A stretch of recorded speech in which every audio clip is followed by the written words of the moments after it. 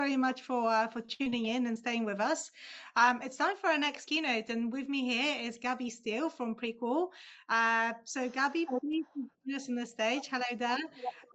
I'm gonna let you introduce yourself, talk about your topic, and say hi to our audience.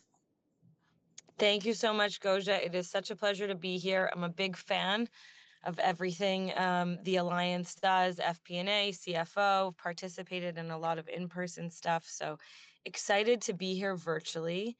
I'm tuning in from New York City, and I will be talking to everyone today about a topic that is very close to my heart, but also has become very relevant and is, I think, going to be talked about quite a bit over the next few hours, which relates to the data landscape and data and how FP&A teams are well positioned, can be even better positioned to kind of lead the way. So I'm excited to share more with you. I will start sharing some slides and we can go from there.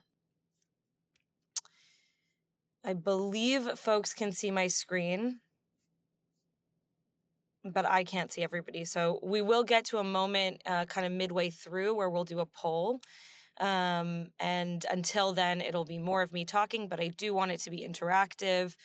So as much as people want to comment as possible, I'll be able to see those afterwards, and we'll dedicate some time at the end to talk to answer questions.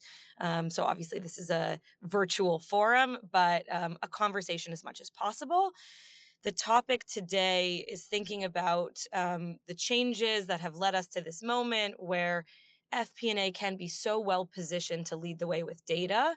From spreadsheets to data lakes is kind of a dramatic way to talk about the transitions that we've seen with technology, but really applicable to where we are. So just so you're all kind of aware of how the next 25 minutes are going to go. As I share more on my background, I will share some confessions, having been more on the data practitioner side versus the finance side for a lot of my career, but now very focused on supporting those teams. We'll talk about why FP&A has such a data advantage in this present moment and maybe always. But the costs of them not being supported in the past have created technical debt in some ways, and we'll talk about that. And then get tactical and think about what it means to build a modern FP&A data center as we enter this era where AI can have such an impact, and specifically within these teams. And then I'll also share a few sort of summary points on what I've seen work well. Mainly mid-size enterprise customers are who my team works with on this side, but it's applicable to all organizations really. And FP&A is a function that I think does get started pretty early. So to kick things off, my name is Gabby Steele. I am one of the co-founders of Preql. In this photo from 10 years back, I'm accompanied by Leah Weiss, who's my co-founder. And prior to launching Preql, we built a data engineering consultancy.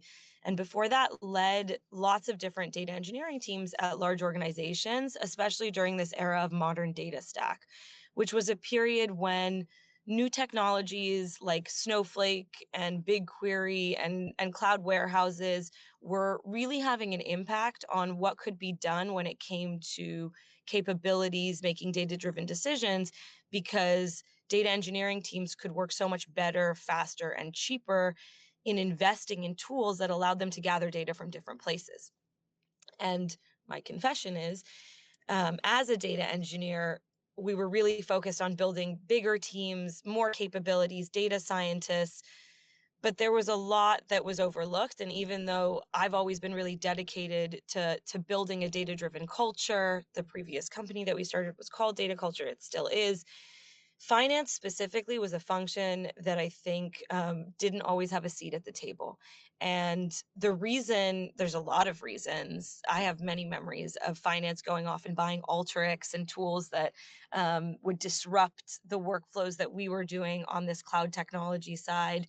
They had their own numbers, and they're really the data experts at every organization. And we've kind of come full circle now to learning about how FP&A teams are the heart of most data orgs, whether or not they sit within the technology side of things. So as data took off and all of these companies that we were leading teams for supporting, and generally what was happening between that time, FP&A teams continue to live in disconnected systems, and we're going to talk a little bit about what those systems are and what that means for folks. But they've not really been a part of that, and tools typically haven't supported them. There are FP&A specific tools, and there's definitely a lot of tools in the accounting space, the ERP space, but none of those were quite as modern as what we were doing on the data side, and that created complexities, and I think left a lot of teams working in manual processes. We can talk during our polling period about whether that still exists today. So that's my confession of the past. Prequel was developed as a sort of newer technology to support all of you and the FP&A folks when it came to the data side of things. Um, and that's been really natural because FP&A does sit at the intersection of so many different tools and technologies. And you all have been the original data experts. The way that you've handled, or what we've seen, issues around needing to understand data coming from so many different places to report on the health of a business. Very few organizations have one data system. So we end up being the kind of, we're stuck with a lot of downloads from all these different systems. Even if a warehouse does exist somewhere else, that live real-time pipeline doesn't always get to FP&A. So teams end up building cross-functional integrations and complex logic in spreadsheets, which has kind of been the band-aids and glue that has got us to this moment in time. But as we look ahead with the era of AI, data is really the foundation, and data can't be built